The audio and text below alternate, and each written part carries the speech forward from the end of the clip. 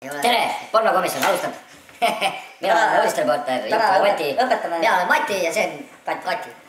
Ja täna õpime, kuidas puhastada vormat. Oota, ära võta, ma püüan kinni kõigepealt. Selle eest vormat puhastada tuleb kõigepealt üle kala. Kõigepealt püüame kala. Nii, tõmbame püüame kinni kala, räägid, see on kala. Nii, kala on olemas. Selle jaoks, et kui kala vajab, peab olema kindlasti olemas õlu. Õlu on olemas.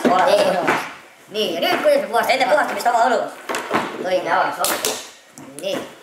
Ja nüüd, kui võtame kala, ahvid eest ära. Tõmbame siit nöörigast koht kõvasti. Väga kõvasti tuli. See oli ikka tõendasin need õiglased. Mis me selle loomaga peale hakkame? Kus me otsustame hakkame teda puhastama? Kas me hakkame teda peast puhastama või hakkame teda sabast puhastama?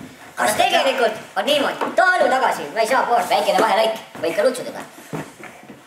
Ime võib ka, kui tahab. Mõned mehed kas lutsutad imed? Minu jaoks on maitse tähtis. Aga tegelikult on niimoodi, et Setod rääkisid sihukest asja, kes tulid Peipsi pealt just ja värskelt särged olid.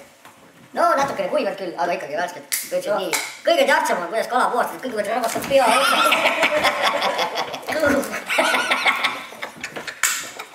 noh, kõhu šupad lõhki. Võtad õlmad laiali. Sisivad välja.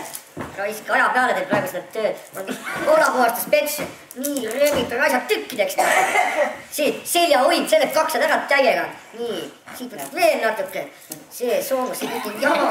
See kõlba ei süüa, nii. Ja siin on puhas, kuivad, särjed, filee. Palun, see teile Kati. 150 kilo puhas selle asi.